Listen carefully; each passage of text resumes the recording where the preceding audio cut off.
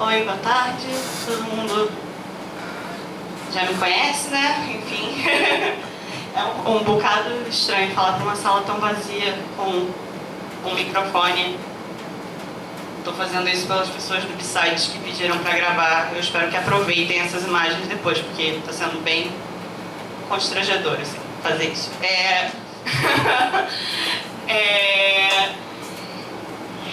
isso, né? Chegamos à reta final. Essa é a minha dissertação. Foi um processo muito intenso emocionalmente fazer ela. Queria agradecer a todo mundo que fez parte desse processo das mais diferentes formas. Hoje seria o aniversário do meu avô, se ele estivesse vivo.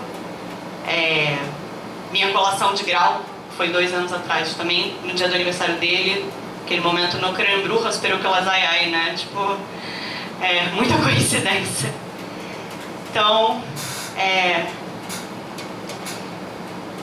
é isso, vamos lá. Essa dissertação é Os Unicórnios do Fim do Arco-Íris.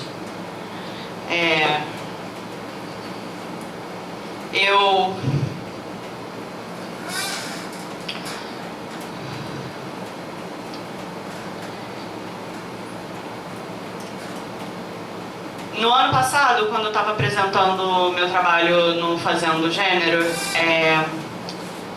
uma pessoa me perguntou como que eu dava conta de gerenciar as múltiplas identidades em jogo nesse processo, né? Sendo eu também uma mulher bissexual, sendo militante e sendo pesquisadora. Como garantir que esse fosse um trabalho respeitoso e multifacetado, que era a ideia desde o começo dele, né? E a minha resposta foi que eu só fui capaz, né, de fazer isso com todos os tropeços possíveis porque eu não fiz isso sozinha.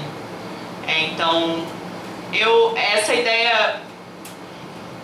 a ideia desse trabalho surgiu no Encontro de Mulheres da Uni, em 2015, no primeiro espaço nacional que eu me arvorei a falar sobre vivências bissexuais e tal.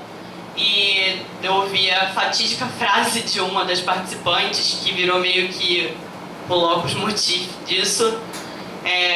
Você pode se dizer bi, pan, um jacaré, um unicórnio ou uma árvore, mas nada disso é real, né? E isso ficou na minha cabeça, principalmente misturado com as queixas daquelas mulheres que estavam ali, sobre como as bissexuais tomavam o espaço das lésbicas no movimento, e isso fazia com que não se discutisse, né, as pautas das lésbicas. Curiosamente, ninguém discutiu as pautas das lésbicas ali naquele espaço, só ficavam reclamando sobre como os bissexuais exigiam que se discutisse as pautas bissexuais. A partir daí, eu fiquei muito intrigada para descobrir o que era o Seminário Nacional, né, de lésbicas e mulheres bissexuais, que eu só tinha ouvido falar vagamente, né, eu estava em outros espaços de militância, e fui atrás disso aí na minha vida pessoal, assim, né, e por que a identidade de mulher bissexual tinha se tornado, aparentemente, tão recentemente, uma questão naquele espaço, né. A primeira coisa que eu acho que é importante colocar é que isso vai aparecer mais à frente. Essa não é uma questão recente, né? Essa é uma questão que praticamente nasce junto com o cenário, assim. E o porquê disso ter eclodido mais recentemente é uma pergunta aí que eu acho que talvez eu tenha conseguido dar alguns apontamentos, mas nada desse trabalho são questões fechadas ou muito bem amarradas. Na verdade, ele é o pontapé inicial de um projeto maior de vida, de pesquisa sobre identidades políticas, bissexualidade, movimentos sociais. E, enfim, Então, em muitos momentos, se ele parece um pouco investigações iniciais, é porque ele é, de fato, né? Estamos aqui assumindo que ele é. A partir daí, o meu trabalho eu fiz, em parte, uma busca bibliográfica com a produção teórica anterior sobre tema de identidades, organização LGBT, feminista, bissexualidade. Mas sobre o tema desse trabalho, a identidade de mulher bissexual com a identidade política, não existe produção anterior focada nisso no Brasil, né? A gente tem trabalhos onde falam-se também de bissexualidade, onde falam-se de bissexualidade como uma vivência cultural, como prática sexual, mas politicamente, enfim, eu não tinha muita produção prévia para olhar. Meu trabalho foi com 7 mulheres, principalmente, né, as minhas 7 interlocutoras que me deram entrevista. A Regina, que está aqui, né, que esse papel muito ousado que nós tivemos de ela ser minha referência bibliográfica, estar na minha banca e ser minha entrevistada. Isso mostra o quanto que esse é um campo, né, enfim, que não tem tantas atrizes assim pra gente recorrer, né?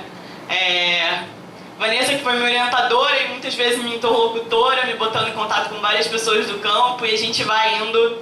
Espero que no futuro a gente tenha mais pessoas aí, né, enfim, investigando e pesquisando, não fique nos nossos colos. Então, tem a Regina, que tão gentilmente, com tanta garra, participou disso desde o começo, que eu tenho que agradecer. Tem a Fernanda Coelho, que foi uma das mulheres que ela participa do coletivo de mulheres bissexuais e lésbicas no Vale do Aço, em Minas Gerais, foi uma das fundadoras, é uma figura central nesse processo. Tem a Aline Evelyn, que é membro da LBL, atualmente está morando no Rio, já trabalhou com Tambores de Safo.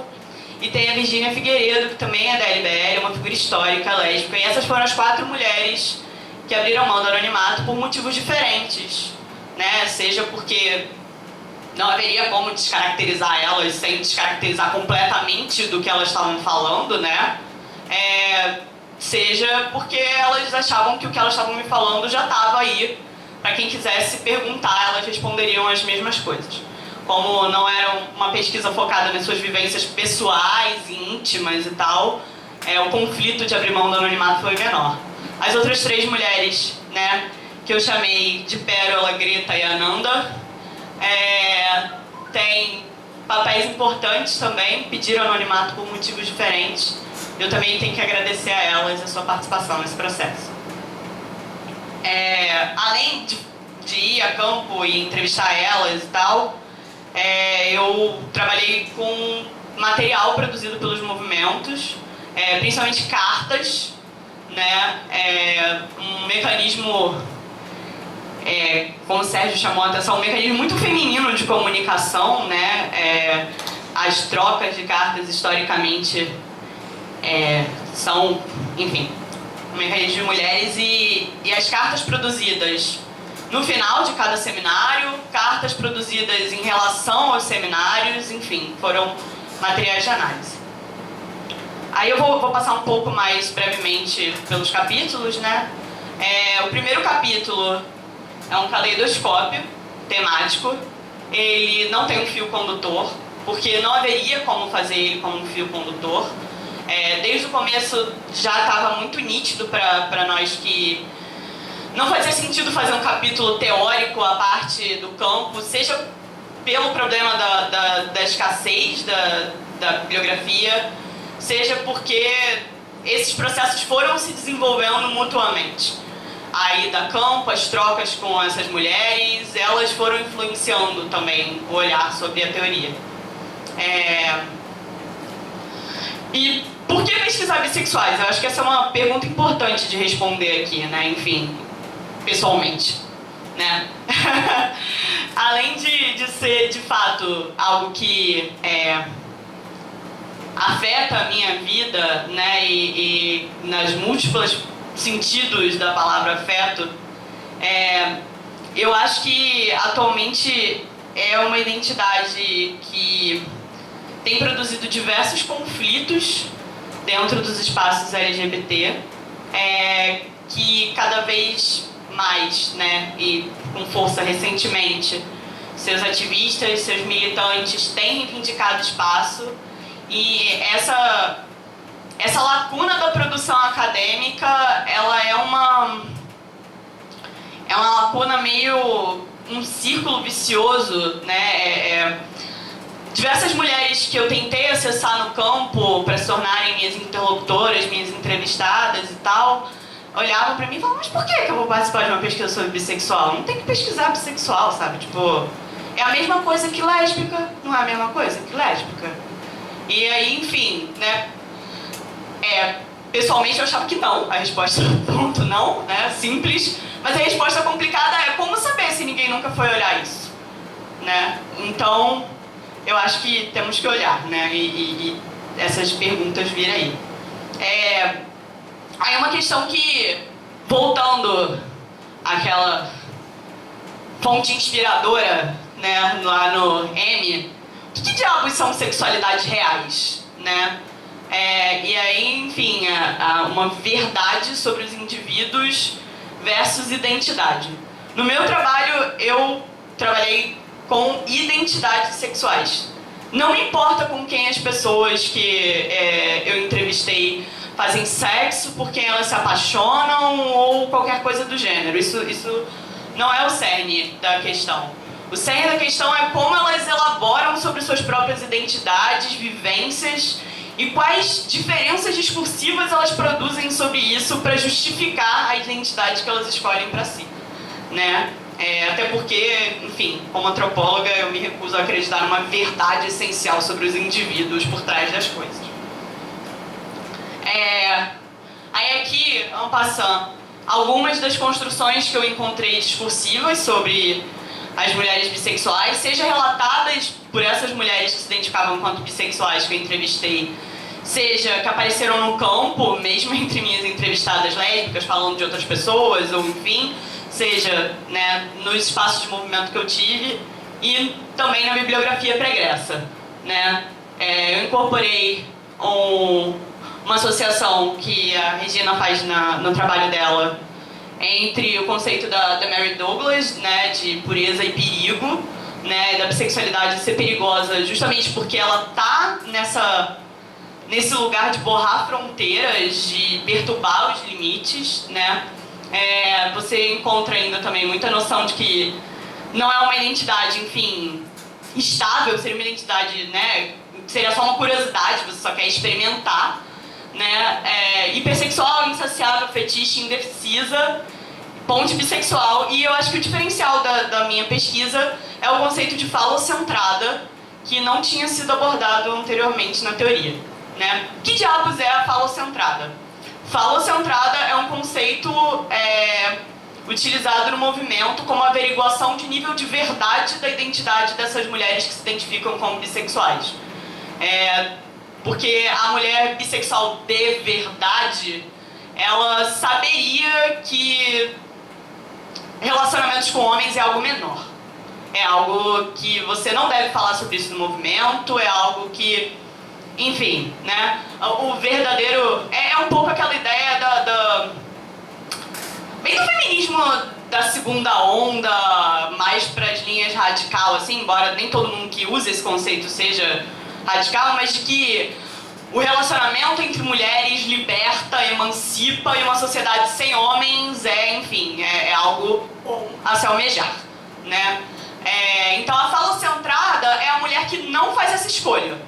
É a mulher que ela tá ali, ela parece que ela é uma de nós no movimento, mas no primeiro momento ela vai escolher um homem, se relacionar, abandonar o movimento, abandonar suas namoradas mulheres, negar toda a sua vida e entrar na passabilidade hétero.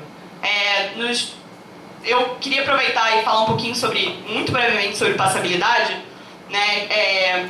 Juntando com o conceito de apagamento do Kenji Yoshino, que é um dos autores centrais no meu trabalho, que ele fala sobre o desejo bissexual como algo inconcebível ao pensamento binário, né? Então, é muito comum que se acuse que as pessoas bissexuais têm passabilidade hétero, porque existiria algo intrínseco à bissexualidade que faz com que essas pessoas não sejam identificadas na rua, né, ou nas suas vidas, ou em qualquer lugar. Mas o curioso é que quando você está em ambientes, né, LGBT, a passabilidade é homossexual. Todo mundo assume automaticamente, eu percebi muito isso na ida a campo, que se eu não me identificasse como bissexual, quando eu estava em ambientes mistos, ambientes com mulheres lésbicas, bissexuais e tal, e dizendo que eu estava pesquisando o Senali, ou só de estar ali, as pessoas assumiam automaticamente que eu era lésbica. Então a bissexualidade segue sendo uma impossibilidade. Eu acho que esse é o cerne, muito mais do que discussão sobre você passa como isso ou passa como aquilo, né? O cerne é que não é algo dado, assim, não se supõe que exista. Aí, enfim, vou passar um pouco mais rapidamente sobre... se por um lado tem todas essas construções, isso gera, né, nas pesquisas internacionais e tal, que eu trago e nos relatos das minhas entrevistadas, sentimentos muito fortes de isolamento e de solidão, mesmo dentro do movimento LGBT, e de espaços LGBT, né? E aí eu escolhi, enfim, uma imagem do poste de Nárnia para ilustrar isso, porque, né, quando você sai do armário, você supostamente estaria vivendo a sua vida de verdade, livre e plena, mas bissexuais, quando saem do armário e vão pro movimento LGBT, você é um unicórnio, assim, você não existe, você está numa terra de fantasia, né, em que você fica se perguntando, meu Deus, quando eu vou sair desse armário de novo, sabe? É um atravessar de armários constantes ali. Então, aqui um pouco em Nárnia. Aí não existe esse slide, foi uma maravilha. Aí um pouco, que era para falar do capítulo de jacarés e unicórnios, que eu me apropriei daquela fala tão maravilhosa, né, da minha colega. E eu pensei, essa fala ficou na minha cabeça por causa do livro que a Leila Mikolis e o Herbert Daniel fizeram em 1983, que se chama Sobre os Jacarés e Lobisomens, 2 ensaios sobre a homossexualidade, né? No senso comum brasileiro, mulher com mulher dá jacaré, né? E jacaré é uma imagem que durante muito tempo foi usada para falar de lésbicas. Mas essa mulher jogou junto com os bissexuais, os pães, os unicórnios e as árvores. E, enfim, nessa perspectiva de falar de relações entre mulheres, eu ressignifiquei o que ela estava falando e coloquei como homenagem a Leila Mikolis, que é uma das, enfim, pioneiras, né, no movimento homossexual brasileiro, que falou muito sobre suas vivências, suas práticas sexuais bissexuais, embora ela não acreditasse em identidades sexuais como um cerne da política, ela rejeitava, ela era contra-identitária ali, né. O Seminário Nacional de Lésbicas, que ele é, afinal, né, muito passando aqui para poder ir encerrando. Ele é um seminário que foi fundado em 1996, no Rio de Janeiro.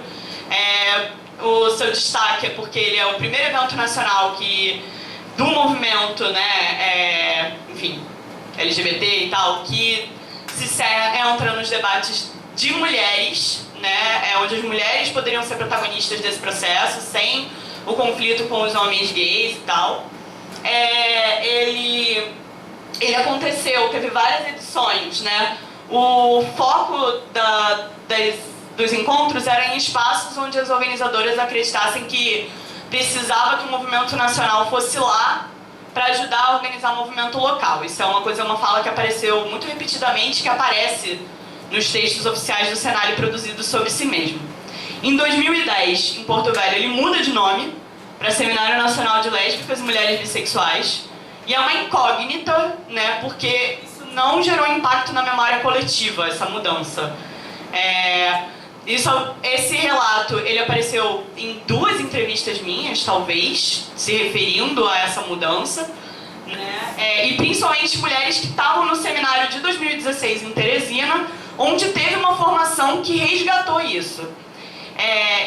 é mencionado em literalmente uma frase na carta de encerramento de Porto Velho. A partir de agora, o Seminário Nacional de Lésbicas passará a se chamar Seminário Nacional de Lésbicas e Mulheres Bissexuais. Bom, e acabou, e é tudo isso que precisava falar sobre isso. Quem foram os protagonistas do processo? Eu não consegui acessar isso, né, nas entrevistas. Até porque eu mesma só me dei conta de que isso tinha acontecido no meio do meu trabalho de campo. Tipo, peraí, o que isso tá acontecendo, sabe? Porque até então, o grande impacto era o seminário de 2014, que é quando tem uma concentração gravitacional, né, de forças políticas em que as mulheres bissexuais conseguem se organizar e conseguem provocar a mudança da sigla, né, que originalmente tinha sido mantida Senale, um pouco na lógica da BGLT. O B de Brasil ficou como B de bissexual, e a LBL, o B de Brasil, ficou como B de Brasil mesmo, e por extenso tem mulheres bissexuais lá, né? Mas mudou a sigla. E mudou a sigla, inclusive a proposta original, uma coisa interessante de se falar aqui, que eu acho que é relevante, porque quem leu a teoria, né? É que a proposta original da mudança da sigla era para Senaleb, era manter Senale e acrescentar o bi no final. Mas, numa mediação das mulheres lésbicas que tem um papel, né, forte, histórico, de incentivar a participação de mulheres bissexuais nesses espaços, falaram, Senalesb fica mais sonoro. Como disse a Fernanda, é quase lésbica, né? Só falta o K no final e mantém noves fora, continua mesmo. Está previsto para acontecer em Salvador esse ano, em agosto. Não está pacificada essa questão da mudança de nome.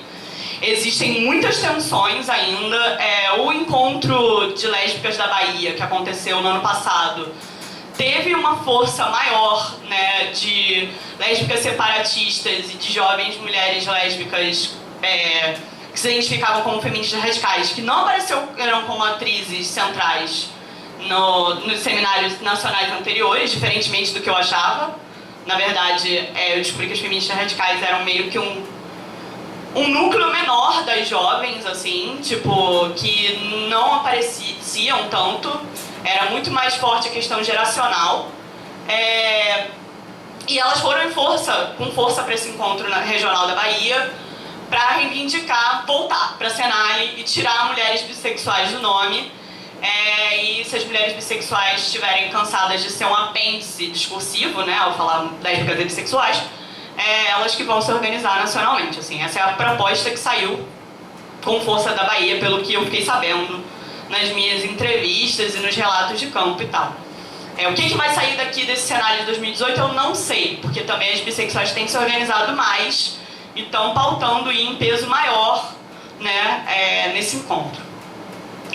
Enfim, meu tempo acabou. O último capítulo fala um pouco sobre as mudanças que as bi conseguem provocar, nas palavras da Greta, que ela ouviu várias vezes de companheiras delas bissexuais. A gente não quer só estar dentro do livro, a gente quer estar na capa, né? E ter Senales bi seria uma forma de garantir estar na capa, seria uma forma de não dar pra esquecer que está ali, como você mantém no cenário, né? E enfim, para terminar a minha apresentação, eu acho que eu estourei um pouquinho de tempo. O fim do arco-íris. O que é esse fim do arco-íris, né? Ele é uma proposta dupla minha, de a identidade bissexual ser muito identificada como uma identidade que provocaria uma implosão do movimento LGBT, potencialmente. Vocês querem demais, vocês pedem demais, não dá pra manter assim e tal. Mas também como o fim do arco-íris, o que você cruza pra chegar lá, quem sabe, talvez tenha recompensas aí, uma terra mágica a ser encontrada, não sei. Enfim, acho que é isso aí. Tá em muitas questões em aberto, diversas coisas que eu queria ter conseguido abordar eu não consegui, mas faz parte, é isso. Que bom, obrigada a todo mundo que veio aqui. É isso.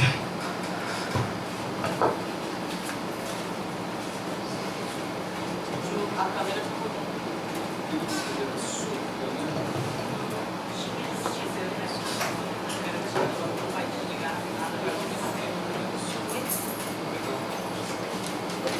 É a notícia.